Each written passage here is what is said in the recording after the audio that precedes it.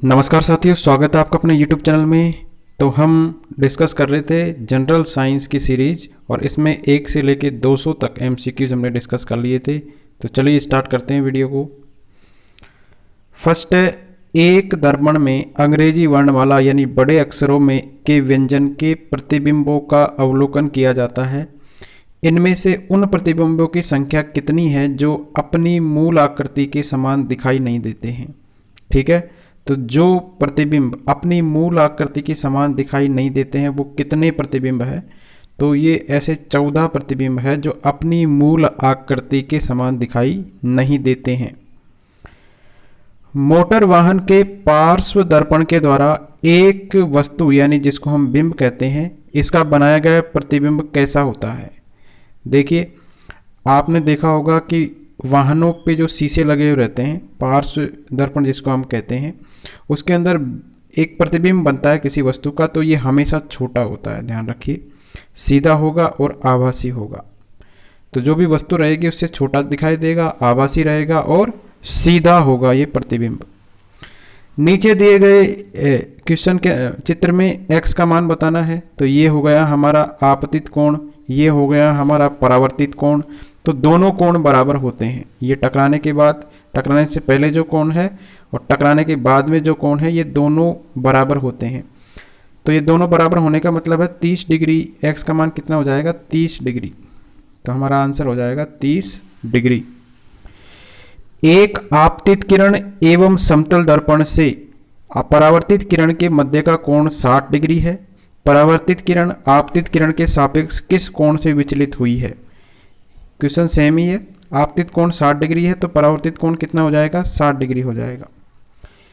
अगर आप एक समतल दर्पण के सामने अपने बाएं कान को दाएं कान से छुओगे तो दर्पण में ऐसा दिखेगा जैसे आपके दाएं कान को बाएं कान ने छुआ है। ठीक है, तो मतलब उल्टा दिखाई देगा। समतल दर्पण द्वार बना प्रतिबिंब सदैव कैसा होता है? तो समतल दर्पण के द्वारा जो बना हुआ प्रतिबिंब होता है हमेशा सीधा होगा, आभासी होगा और वस्तु की साइज के बराबर होगा। वस्तु की साइज के बराबर होगा जो भी समतल दर्पण के द्वारा प्रतिबिंब बनेगा। गोलीय दर्पण के ध्रुव तथा मुख्य फोकस के बीच की दूरी क्या कहलाती है? ध्रुव और मुख्य फोकस के बीच की दूरी कहलाती है फोकस दूरी। एक प्रतिबिंब जो कि पर्दे पर लिया जा सकता है क्या कहलाता है? पर्दे पर जो लिया जा सकता है प्रतिबिंब उसको हम कहते हैं वास्तविक प्रतिबिंब। ठीक है, और जिसको पर्दे पर नहीं लिया जा सकता उसको क्या कहते हैं? आभासी प्रतिबिंब। उत्तल दर्पण काम में लिए जाते हैं। उत्तल दर्पण कब काम में लिए जाते हैं? तो वाहनों के पीछे के दृश्य दर्पणों में काम लिए जाते हैं उत्तल दर्पण। तो वाहनों का जो शीशा लगा होता है वो आपने देखा होगा बीच में से उभरा हुआ रहता है, इसका मतलब है कि वो उत्तल दर्पण है। नेक्स्ट है, गोलीय दर्पण की वक्रता त्रिज्या जिसको हम r से डिनोट कर रहे हैं और फोकस दूरी को f से डिनोट कर रहे हैं। तो दोनों के बीच में संबंध हमने पढ़ा था कल, r बराबर 2 × f, यानी वक्रता त्रिज्या का मान फोकस दूरी से डबल के बराबर होता है। उत्तल दर्पण के द्वारा बनने वाला प्रतिबिंब कैसा होता है? उत्तल दर्पण के द्वारा जो भी प्रतिबिंब बनेगा वो आभासी रहेगा और सीधा बनेगा। परावर्तन का नियम क्या कहता है? परावर्तन का नियम है आपतन कोण परावर्तन कोण के बराबर होता है। प्रकाश की एक किरण के परावर्तन के लिए ये सही है। तो केवल समतल सतह के लिए ये सही है, केवल अवतल सतह के लिए सही है, केवल उत्तल सतह के लिए सही है। तो तीनों सही है इसके अंदर। तो आपतन कोण परावर्तन कोण के बराबर होता है। तो ये परावर्तन का नियम है और ये तीनों सतहों के लिए है, यानी कि समतल सतह के लिए भी ये वैलिड है, अवतल सतह के लिए भी वैलिड है और उत्तल सतह के लिए भी वैलिड है। यदि आपतित किरण और परावर्तित किरण के मध्य 44 डिग्री का कोण है तब परावर्तित किरण और परावर्तित सतह अभिलंब के मध्य में कोण का दुगना कितना होगा? तो ये कोण का दुगना होगा कितना? 44 डिग्री। देखिए ये क्वेश्चन क्या कह रहा है। यहाँ पर आपतित कोण आई है, ये अभिलंब है, ये परावर्तित कोण है, किरण है। तो ये कह रहा है कि आपतित किरण और परावर्तित किरण के मध्य कितना कोण है? ये पूरा 44 डिग्री का कोण है।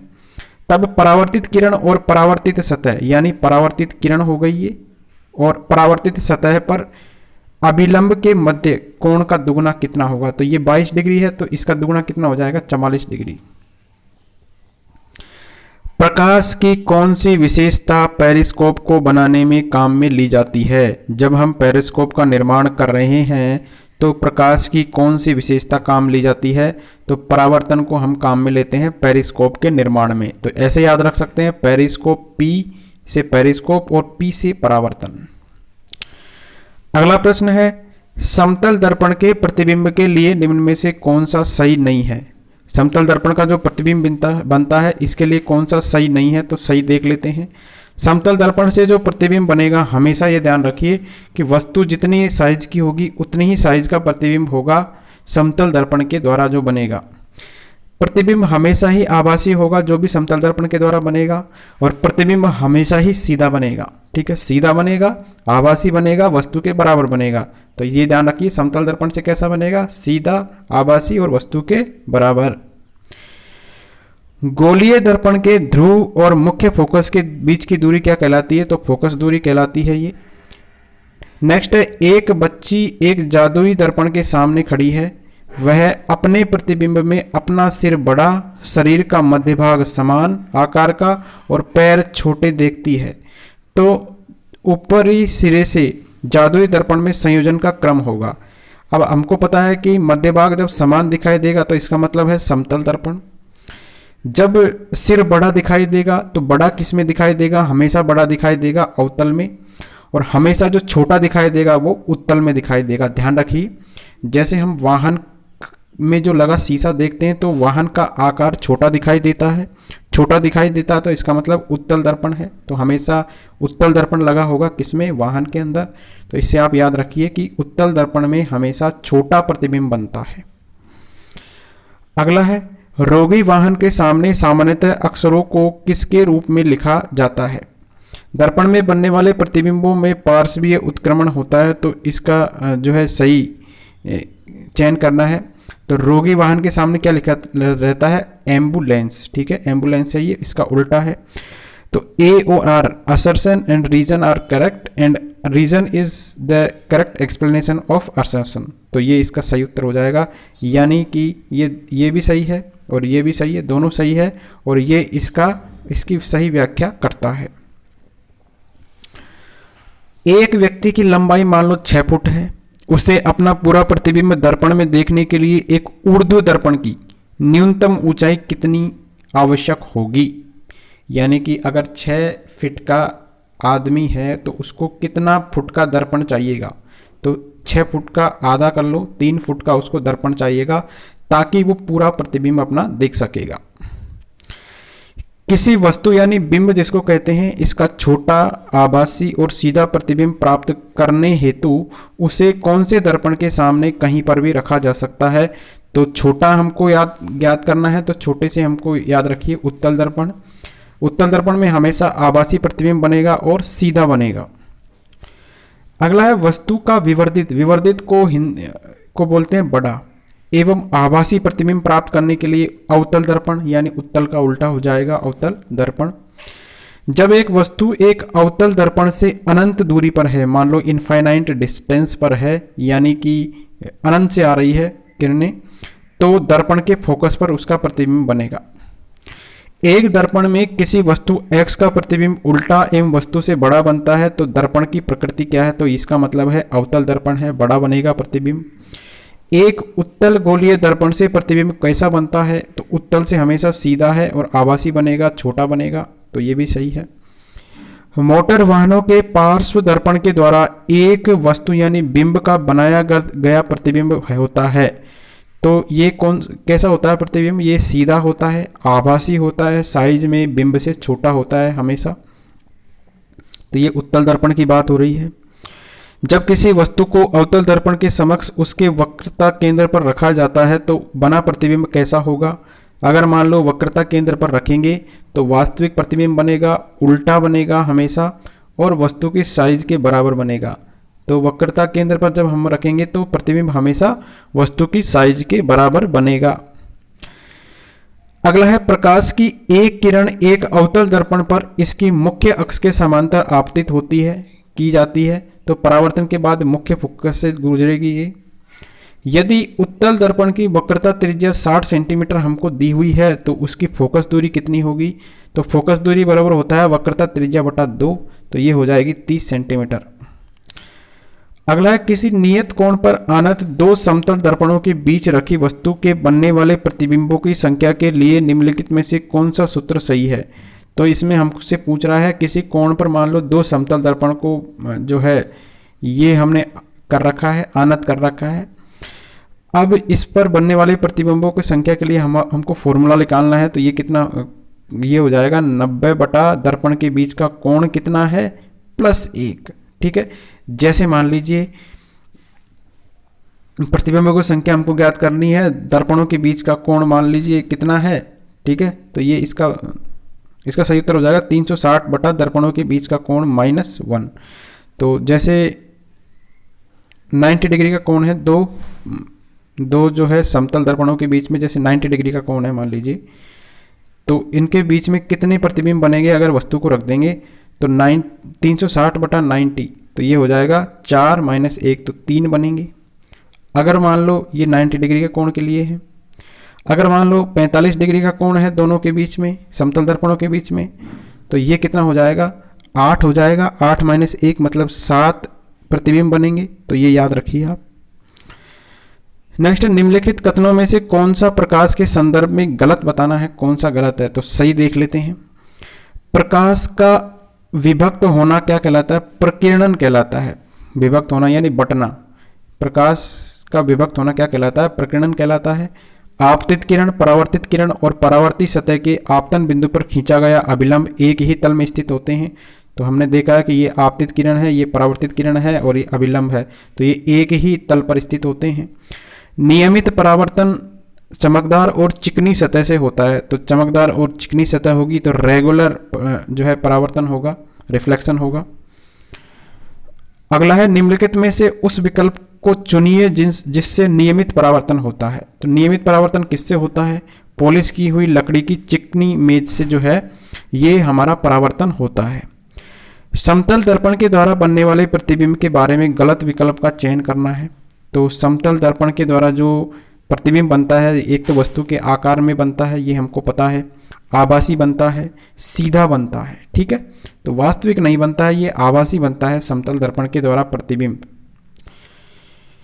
अगला है, परावर्तन के नियमों के संदर्भ में निम्नलिखित में से कौन सा कथन सही बताना है? परावर्तन का जो नियम है, तो आपतन कोण हमेशा परावर्तन कोण के बराबर होगा। ठीक है, तो ये परावर्तन का नियम है हमारा। सामान्य मानव नेत्र में प्रकाश कहाँ पर केंद्रित होता है? यानी हमारी नेत्र के अंदर प्रकाश का केंद्रण कहाँ पर होता है? तो रेटिना पर बनता है। ठीक है, उत्तल दर्पण को कौन सा दर्पण कहते हैं? तो उत्तल दर्पण को अपसारी दर्पण भी हम कह देते हैं। अपसारी दर्पण कहते हैं, यानी विसरण करने वाला। अभिसारी मतलब मिलाने वाला, ठीक है, और अपसारी मतलब फैलाने वाला। एक वस्तु को दर्पण के सामने रखा गया है, दर्पण के द्वारा बना प्रतिबिंब सीधा बनेगा, उस वस्तु के आकार के बराबर बनेगा, दर्पण से उतनी ही दूरी पर बनेगा। तो सीधा और बराबर मतलब समतल दर्पण। वह परिघटना जिसमें दर्पण के द्वारा बने प्रतिबिंब में वस्तु का बायां भाग दाहिना भाग और बायां दिखाई देता है, क्या कहलाता है? तो पार्श्व परावर्तन कहलाता है ये, यानी लेटरल रिफ्लेक्शन, यानी दायां भाग बायां दिखाई देता है और बायां भाग दायां दिखाई देता है। नेक्स्ट है, विसरित यानी अनियमित परावर्तन किसके कारण होता है? तो विसरित परावर्तन की बात की जा रही है, तो ये होता है परावर्तक की अनियमित सतह के कारण। अगर खुरदरी सतह हुई, चमकदार सतह नहीं होती है, तो उसके कारण क्या हो जाता है? विसरित परावर्तन हो जाता है। नेत्र के दूरदृष्टि दोष को ठीक करने के लिए कौन से लेंस का प्रयोग करते हैं? दूरदृष्टि का मतलब है दूर का हमको साफ दिखाई दे रहा है, निकट का साफ दिखाई नहीं दे रहा है। तो निकट की वस्तुओं को देखने के लिए हम उत्तल लेंस का यूज करते हैं। उत्तल दर्पण के द्वारा बने गए प्रतिबिंब के बारे में कौन सा कथन गलत है? तो आभासी बनता है, सीधा बनता है, दर्पण के पीछे बनता है, वस्तु से छोटा होता है। ठीक है, तो ये इसका सही आंसर है। गलत कौन सा हो जाएगा? सी। एक दूसरे से 60 डिग्री के कोण पर रखे हुए दो समतल दर्पणों के बीच वस्तु से बने प्रतिबिंबों की संख्या कितनी होगी। तो हमने ऊपर पढ़ा था कि 360 डिग्री बटा जो दोनों के बीच में कोण दे रखा है 60 डिग्री माइनस 1, तो भाग देंगे तो कितना हो जाएगा 6 माइनस 1 5। यदि किसी वस्तु को दो ऐसे समानांतर दर्पणों के बीच में रखा जाए जिनकी परावर्तनीय सतह एक दूसरे के सम्मुख हो तो वस्तु के कितने प्रतिबिंब बनेंगे। ठीक है, दो समांतर दर्पणों के बीच में जो परावर्तनीय सतह है एक दूसरे के सम्मुख हो, ठीक है, तो वस्तु से कितने प्रतिबिंब हमको बनेंगे, तो ये बनेंगे अनंत। अगला है, एक समतल दर्पण के सामने यदि किसी वस्तु को 60 सेंटीमीटर की दूरी पर रखते हैं तो वस्तु और दर्पण के द्वारा बनने वाले जो प्रतिबिंब के बीच की दूरी कितनी हो जाएगी। ठीक है, अगर मान लो हमने क्या किया है, दर्पण के सामने, ये समतल दर्पण है, इसके सामने किसी वस्तु को हमने 60 सेंटीमीटर की दूरी पर रखा है, ठीक है, 60 पे रखा है, तो वस्तु और दर्पण के द्वारा बनने वाले प्रतिबिंब, ये प्रतिबिंब भी कितनी दूरी पर बनेगा, 60 डिग्री पर, 60 पर बनेगा, 60 सेंटीमीटर पर बनेगा, तो दोनों के बीच की दूरी पूछ रहा है, तो ये 60 प्लस 60 120 सेंटीमीटर हो जाएगी। अगला है, एक गोलीय दर्पण जिसका बाहर की ओर वक्रतित भाग एक परावर्तक की भांति कार्य करता है। ठीक है, तो इस तरीके का भाग, यानी अंदर से तो ये सतह पॉलिश की हुई है, बाहर का जो है ये परावर्तक सतह है, तो ये है उत्तल दर्पण। प्रकाश के परावर्तन के संदर्भ में निम्नलिखित में से कौन सा कथन सही बताना है, कौन सा कथन सही है। तो इसके अंदर है कौन सा कथन सही है, तो प्रकाश की किरण जो किसी वस्तु पर टकराती है तो उसे आपतित किरण कहते हैं। ठीक है, और आपतन कोण सदैव परावर्तन कोण के बराबर होता है, तो ये दोनों सही है। आपतित किरण और परावर्तित किरण एक दूसरे के लंबवत नहीं होती है। ये क्या होता है, एक जितना एंगल अभिलंब के साथ बनाती है आपतित किरण उतना ही एंगल बनाती है परावर्तित किरण अभिलंब के साथ। नॉर्मल और आपतित किरण के मध्य में कोण को परावर्तन कोण नहीं कहते हैं। ठीक है, ये होता है नॉर्मल यानी अभिलंब, और परावर्तित किरण अगर होता तो हमारा ये उत्तर सही हो जाता, तो 1 और 3 इसका सही उत्तर हो जाएगा। किसी चमकदार सतह के पर प्रकाश का आपतन होने पर उसकी दिशा परिवर्तित हो जाती है, तो इसे प्रकाश का क्या कहते हैं। ठीक है, चमकदार सतह है, इस पर प्रकाश की किरण आपतित हुई है, उसके बाद में उसकी दिशा मान लो परिवर्तित हो गई, ये दिशा ऐसे होनी चाहिए थी लेकिन दिशा परिवर्तित हो गई थी, इसको हम क्या कहते हैं, परावर्तन कहते हैं। सुमेलित करना है, एक चमकदार या पॉलिश की गई सतह से परावर्तन, वस्तु के ऊर्ध्वाधर प्रतिबिंब के लिए प्रयुक्त शब्द, वह दर्पण जो सदैव समान आकार का होता है, समान आकार का आभासी और पार्श्व परावर्तित प्रतिबिंब बनाता है, सोलर कुकर और टॉर्च में प्रयोग किए जाने वाला दर्पण। तो चमकदार और पॉलिश की गई सतह से परावर्तन को हम क्या कहते हैं, नियमित परावर्तन। ठीक है, क्या कहते हैं इसको, नियमित परावर्तन। वस्तु के ऊर्ध्वाधर प्रतिबिंब के लिए जो प्रयुक्त शब्द होता है वो होता है क्या, इरेक्ट यानी सीधा, इसको अपन क्या बोलते हैं, वस्तु के ऊर्ध्वाधर प्रतिबिंब के लिए जो प्रयुक्त शब्द होता है उसको अपन बोलते हैं इरेक्ट। वह दर्पण जो सदैव समान आकार का आभासी और पार्श्व परावर्तित प्रतिबिंब बनाता है, तो ये समान आकार दे दिया इसमें, तो समतल दर्पण आ जाएगा। और सोलर कुकर और टॉर्च में प्रयोग किया जाने वाला दर्पण कौन सा है, अवतल दर्पण। तो ध्यान रखिए, टॉर्च के अंदर प्रयुक्त जो दर्पण है वो कौन सा है, अवतल दर्पण। दांत का आवर्धित प्रतिबिंब देखने के लिए दांतों के डॉक्टर के द्वारा कौन सा जो है दर्पण प्रयोग में लिया जाता है, तो ये अवतल दर्पण काम लेते हैं डॉक्टर दांत को बड़े साइज में देखने के लिए। अवतल दर्पणों का उपयोग कहाँ पर किया जाता है, अवतल दर्पण का मतलब बड़ा प्रतिबिंब हमको देखना है, तो ये हम टॉर्च में करेंगे, इसके बाद में करेंगे वाहनों के हेडलाइट में करेंगे, इसके बाद में हम सोलर कुकर के अंदर करेंगे। सुमेलित करना है हमको, तो ये देखिए इधर सिंबल दे रखे हैं और इधर दे रखा कौन सा दर्पण है। तो इसके अंदर पहला है, इसके अंदर 3 है उत्तल लेंस, इसके बाद में ये है अवतल लेंस, इसके बाद में ये है उत्तल दर्पण और ये है अवतल दर्पण। नेक्स्ट हमारा टॉपिक है आनुवंशिकी। विपरीत लक्षण के संकेतक जीनी जोड़े को क्या कहते हैं, तो विपरीत लक्षणों के जो संकेतक जीनी जोड़ा है उसको अपन कहते हैं एलील। क्या कहते हैं, एलील, याद रखिए। जो विपरीत लक्षण के संकेतक जोड़े हैं इनको क्या कहते हैं? एलील। निम्नलिखित में से कौन सा एक अपूर्ण प्रभाविकता का उदाहरण है? अपूर्ण प्रभाविकता का उदाहरण कौन सा है? तो ये है स्नैपड्रैगन, ये एक अपूर्ण प्रभाविता का उदाहरण है। मेंडल के द्वारा अध्ययन किए गए एक मोनोहाइब्रिड क्रॉस के F2 फेनोटाइप का अनुपात क्या है? तो F2 टाइप के जो फेनोटाइप है इसका अनुपात है 3:1। मेंडल का स्वतंत्र अपव्यवहन का सिद्धांत किस अनुपात के आधार पर सिद्ध किया जा सकता है? तो ये अनुपात याद रखना है, 9:3:3:1। तो ये स्वतंत्र अपव्यवहन का सिद्धांत है और इसके अनुपात के आधार पर इसको सिद्ध किया जा सकता है। मेंडल के द्वारा चयनित मटर के पौधे का कौन सा लक्षण आनुवंशिकता के लिए प्रयोग में नहीं चुना गया? तो तने का रंग नहीं चुना गया था आनुवंशिकता में, इसके अलावा बीज का रंग चुना गया, फूल का रंग चुना गया, फली का रंग भी चुना गया है। मेंडल ने अपने प्रयोगों के लिए मटर के कितने जोड़ी लक्षणों का चयन किया था? तो कितने जोड़ी लक्षणों का चयन किया था मेंडल ने अपने प्रयोग के लिए? तो 7 जोड़ी का चयन किया था और स्वतंत्र अपव्यवहन के लिए अनुपात है 3:3:1। ग्रेगर मेंडल ने आनुवंशिक प्रयोग के लिए कौन से पादप का प्रयोग किया? तो पाइसम सेटाइवम का प्रयोग किया है ग्रेगर मेंडल ने आनुवंशिक प्रयोग के लिए। निम्नलिखित में से कौन सा आनुवंशिकी का नियम नहीं है? आनुवंशिकी का नियम इनमें से कौन सा नहीं है? तो ये बौनेपन का नियम इसके अंदर नहीं है।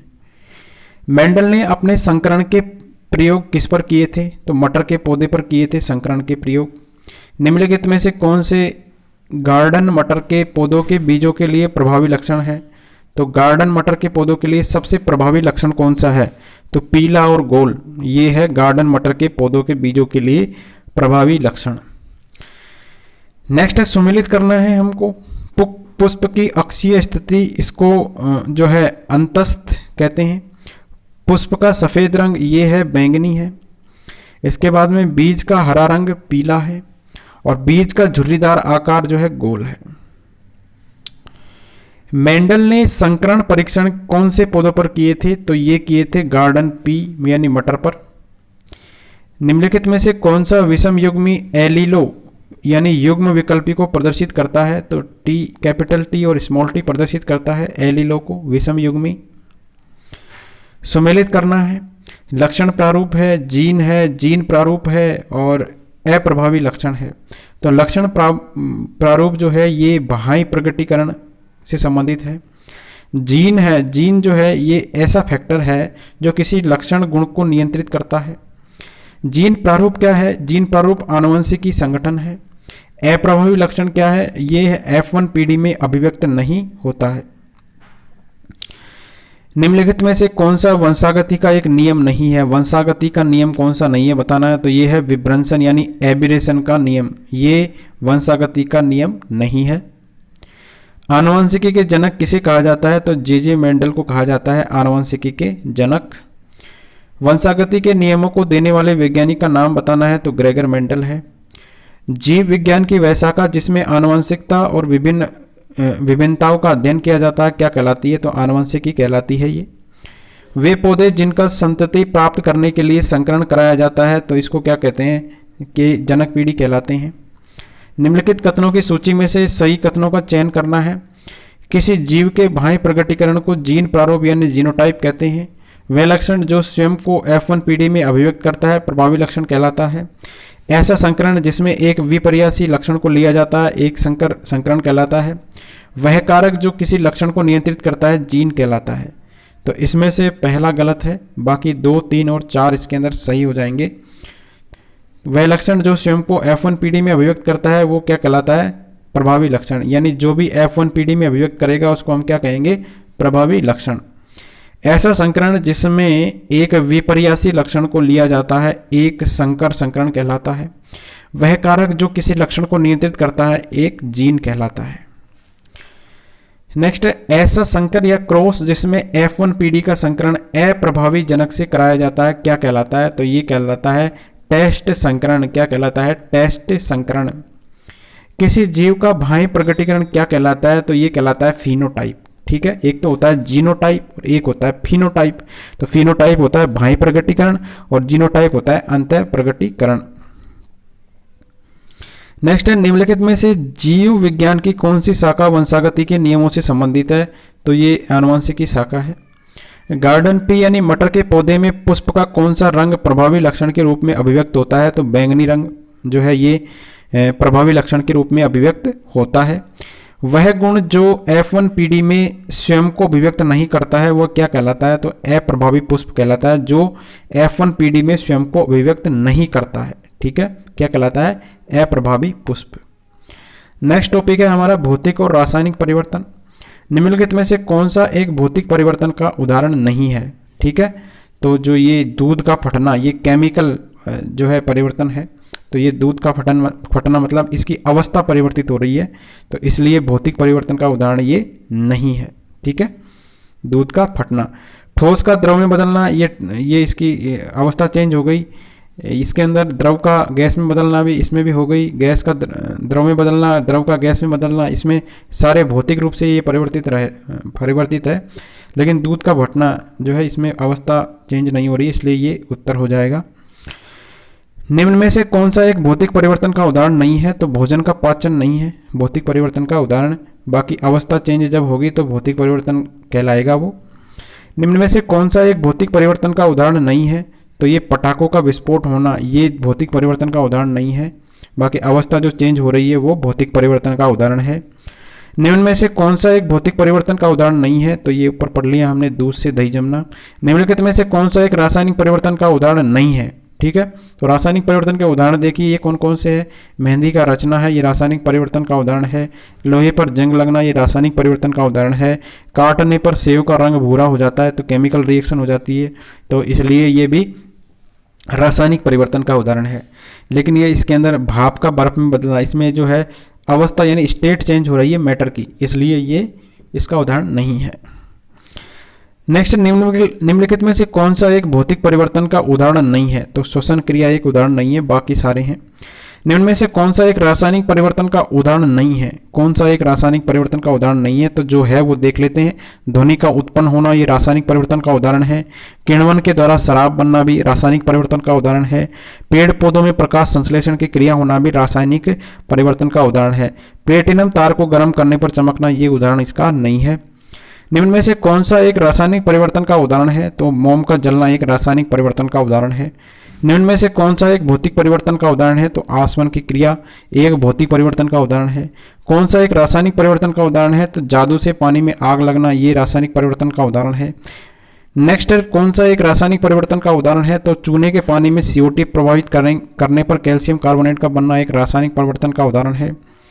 निम्नलिखित कथनों पर विचार करना है। नौसादर जिसको NH4Cl है, इसका ऊर्ध्वपातन हो गया और अमोनियम क्लोराइड का सफ़ेद धुआं बन गया, तो इसके अंदर पहले में हमारा भौतिक परिवर्तन हुआ है, ठीक है, और दूसरे में हमारा रासायनिक परिवर्तन हुआ है, क्योंकि इसमें अवस्था चेंज हो गई है, इसमें सफ़ेद धुआं बना तो केमिकल रिएक्शन हुई होगी, तो इसलिए ये रासायनिक परिवर्तन का उदाहरण है। निम्न में से कौन सा भौतिक परिवर्तन है? तो जल में चीनी का घुलना एक भौतिक परिवर्तन है। निम्नलिखित में से कौन सा रासायनिक परिवर्तन का उदाहरण है? तो सब्जियों को पकाने पर उसका मुलायम हो जाना एक रासायनिक परिवर्तन का उदाहरण है।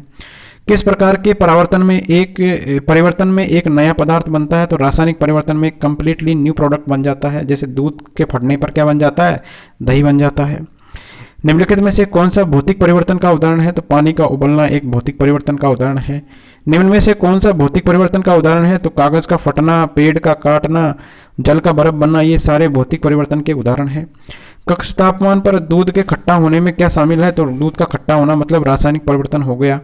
निम्न में से कौन सा एक भौतिक परिवर्तन है? तो लकड़ी के लट्ठे को छोटे टुकड़ों में काटना, ये भौतिक परिवर्तन का उदाहरण है, ठीक है।